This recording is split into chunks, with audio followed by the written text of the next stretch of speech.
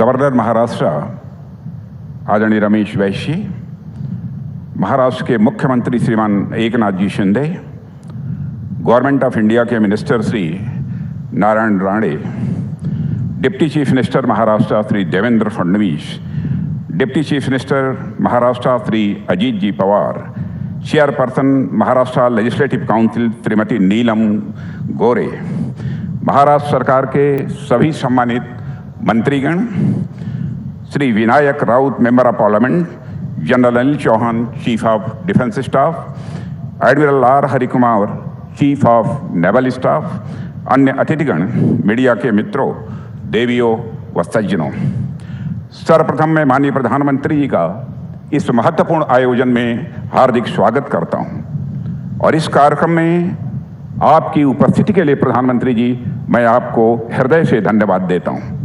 आपका सानिध्य हम सबके लिए अत्यंत महत्वपूर्ण है। मैं हमारे नेवल ऑफिसर्स, हमारे सारे सेलर्स और उनके परिजनों को नेवी डे पर मैं अपनी हार्दिक बधाई देता हूं, हार्दिक शुभकामनाएं देता हूं।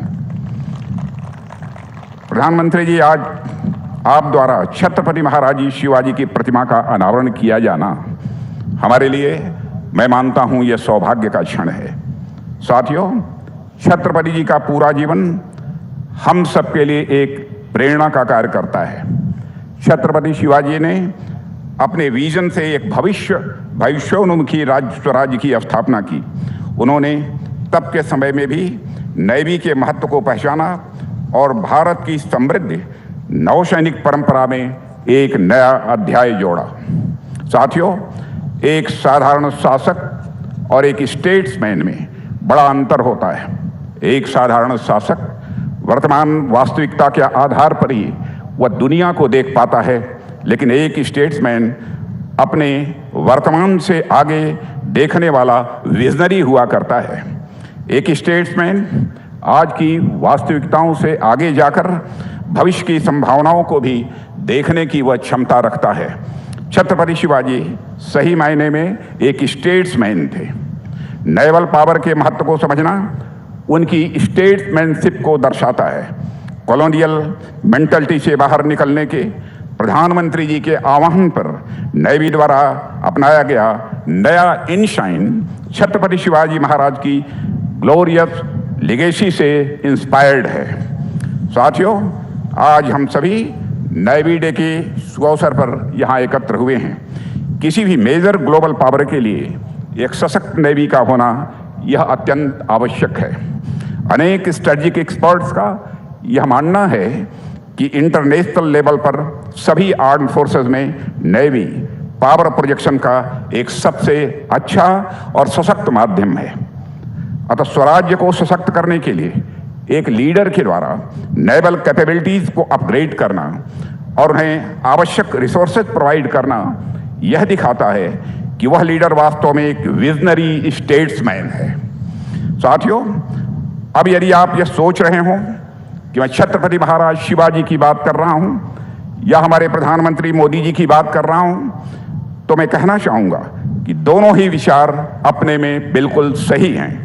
छत्रपति शिवाजी महाराज हों या उनके द्वारा प्रशस्त किए गए मार्ग पर आगे बढ़ रहे हमारे भारत के प्रधानमंत्री मोदी जी हों, दोनों में नेवी पर ध्यान देकर अपने राष्ट्र और समाज को सुरक्षित रखने का महनीय प्रयास देखा जा सकता है।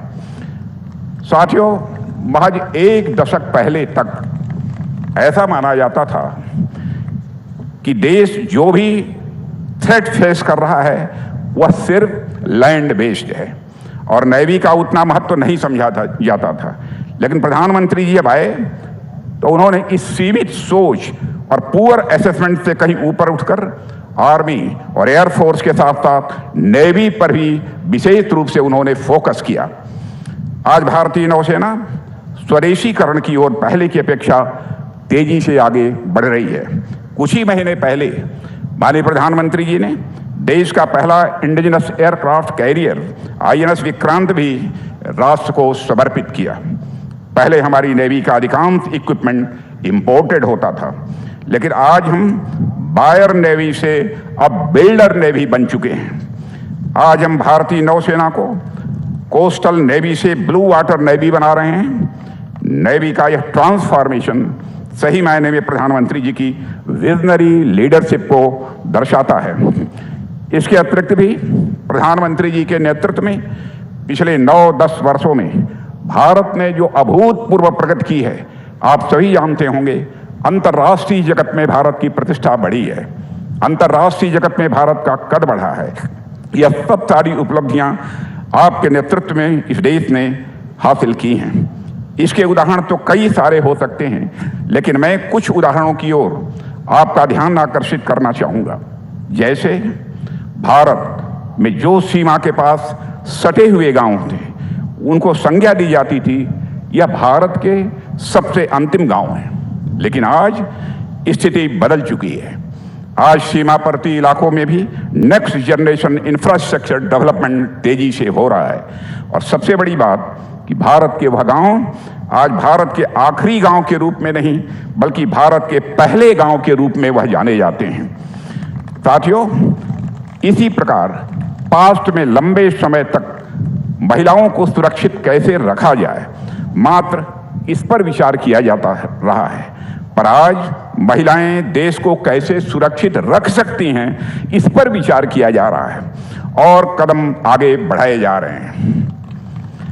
आज इस देश की नारी शक्ति सेना से लेकर संसद तक हर भूमिका में देश के विकास में साझेदार बन रही है।